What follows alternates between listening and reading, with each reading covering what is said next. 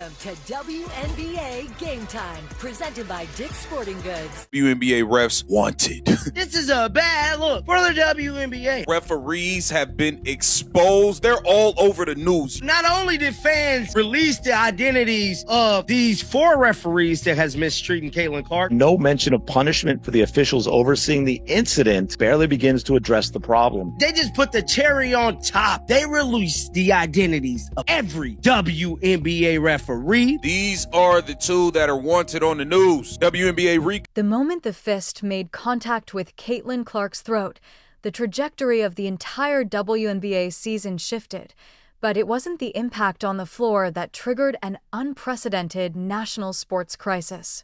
It was what happened after the cameras stopped rolling, when the perpetrator of a dangerous, uncalled flagrant foul stepped in front of a microphone and attempted a masterclass in psychological inversion. In a league suddenly drowning in mainstream attention, a stark and unsettling precedent was just set. Do something reckless, ignore the victim, and immediately paint yourself as the target. This deep dive into the shifting power dynamics, hidden agendas, and systemic failures of modern professional sports is exactly what we break down here on this channel, exposing the uncomfortable truths behind the headlines. The footage itself is definitive, a brutal sequence frozen in time that the referees completely missed during live action. So apparently the referee that gave Caitlin Clark this technical foul is getting canceled. And people are saying that he was just fired by the WNBA. Because if we watch this statement by Caitlin Clark, he was seen disrespecting her just because she was frustrated at her own play. Just watch this clip. Do you guys think he should be canceled for this? All right, here we go. I got a technical for basically being mad at myself because I missed the 3 and then I went and hit the backboard, and he told me it was disrespectful to the game of basketball. Disrespectful? So, I don't know. It reminded me That of the ref technical is that I got in disrespectful. college where I said, "Damn it," where it's like a personal You can't do this to frustration. Caitlin Clark. Had nothing to do She's the only with my reason the team. Had nothing to WNBA do with even the exists. Reffing had nothing to do with other team. It was just because I'm a competitor, Yeah. and I felt like I should have been. I mean, it's making okay more to be shots, competitive. So, this is but I think bullshit. In my opinion, that ref should lose his job. This is just absolutely ridiculous. You can never say something like that to Caitlin Clark after she's the reason that ref's salary is probably twice that it was last year. But it's okay because now he has no salary as he's just been fired and canceled, and Caitlin Clark will continue to make millions of dollars, and hitting this pad is not going to stop that. But the ref calling that foul is going to stop him from making money. But what do you guys think about this situation? Because it's kind of crazy. She went on the offensive, telling reporters that she didn't even know the play had occurred until after the game, claiming the benches and the stands were completely oblivious. It was a statement that immediately insulted the intelligence of millions of viewers who watched Clark's immediate physical reaction on the replay, planting the seeds of a much deeper, more systemic deception that we will uncover in just a few moments. To the thousands of fans who have watched Caitlin Clark absorb unprecedented physical punishment all season, this post-game press conference felt like an entirely new level of gaslighting. Thomas bypassed accountability altogether, focusing heavily on the severe online backlash, the horrific death threats, and the unacceptable racial slurs directed at her and her family. Let it be completely clear, no rational person defends real threats, doxing, or racism. Those actions are abhorrent, period. But using genuine online toxicity as a shield to entirely avoid talking about a dangerous physical non-basketball play is a highly sophisticated deflection tactic. The conversation was instantly weaponized, shifting from "why isn't the league protecting its most valuable player?" to "how can we protect the players from the fans?" And that is where the deep frustration lies, because this specific playbook, turning yourself into the ultimate victim after committing a blatant infraction, is becoming the standard operating procedure within the league. Critics are quickly pointing out that nobody had an issue with the rest of the roster. The scrutiny was aimed entirely at Thomas because of her history of highly aggressive, borderline dangerous plays against other league veterans in the past. Yet, by using collective pronouns like us and claiming the league is letting its players down, she successfully rallied a defensive front, effectively burying the fact that a rookie superstar was struck in the neck area without a single live whistle. This isn't just about one single game, and it's certainly not just about a single game suspension. It is an explosive symptom of a league completely unequipped to handle the gravity of its own success. For decades, women's professional basketball operated in a quiet, self-contained ecosystem where hard fouls stayed within the lines and media coverage was minimal. But Caitlin Clark changed the geometry of the entire institution, dragging it into a hyper-visible, multi-million-dollar spotlight where every single screen, every shoved shoulder, and every post-game remark is analyzed by a massive, fiercely protective audience. The rising tide was supposed to lift all boats, bringing in massive endorsement deals, charter flights, and sold-out arenas across the country. Instead, it has bred a toxic undercurrent of resentment from an old guard that seems completely unwilling to protect the very asset fueling their newfound prosperity.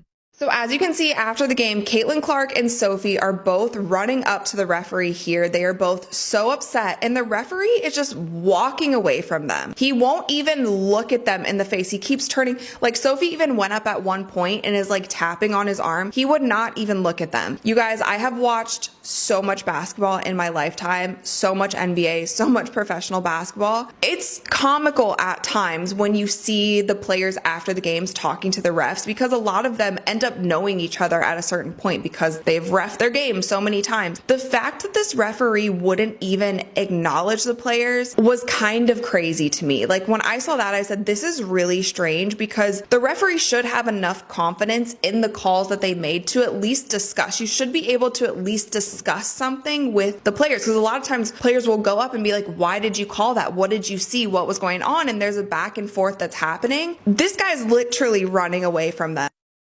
This is what Caitlin Clark's brother tweeted out after she got injured in the Suns game last night.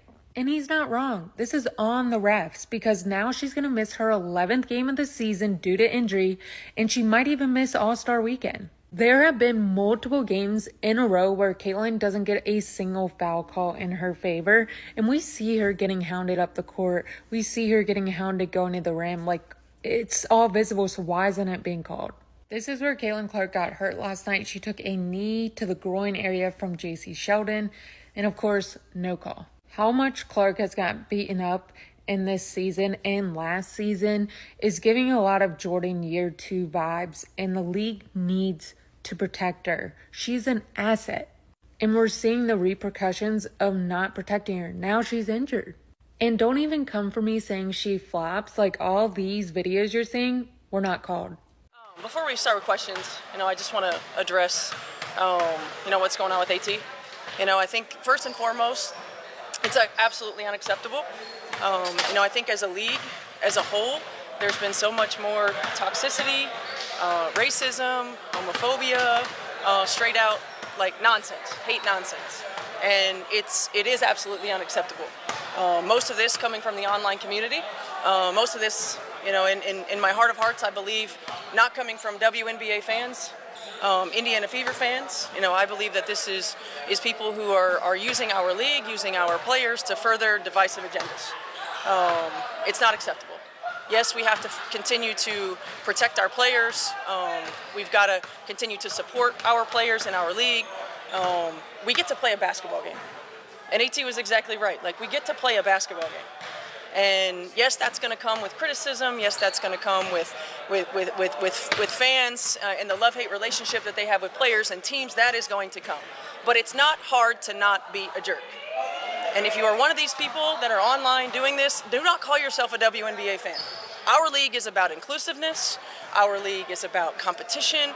Our league is about elevating women, elevating marginalized communities, including and in being inclusive of all different walks of life. That is what our league has always been about from day one. That is what our league will continue to be about. And we will continue to compete at a high level, hold ourselves to a higher standard, continue to be on the forefront of social norms, and we will continue to support one another collectively as a league.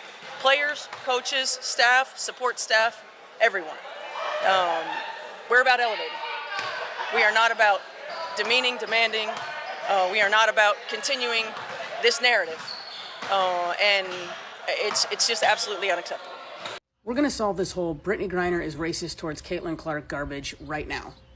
But also, look how cute she is with her baby Bash. Riley Gaines took a clip from BG mouthing something on the sidelines, said that it was about Caitlin Clark, and rage baited her entire audience into thinking that Brittany Griner was saying racist things about Caitlin Clark, saying trash and then effing white girl. So I pulled the entire clip because the nice thing about the WNBA League Pass is you can watch every full game back, and we're going to go through it. Okay, watch. It's right here. That's Natasha Howard, a black woman. That's Brittany Griner, another black woman. That's another fouled out situation for BG. BG fouled out when she would come back in the game because Tosh Howard took her to the hoop and drew the foul. Picks up that sixth foul. We're going to see it in replay. See, this is Natasha Howard with the ball, not Caitlin Clark. She gets her across the face. Also, for some reason, we're not calling that a personal attack, even though if she would have done it to somebody else, it would have been. Okay? Watch her lips. She's mad. She's talking. Trash. Whack call. Whack call.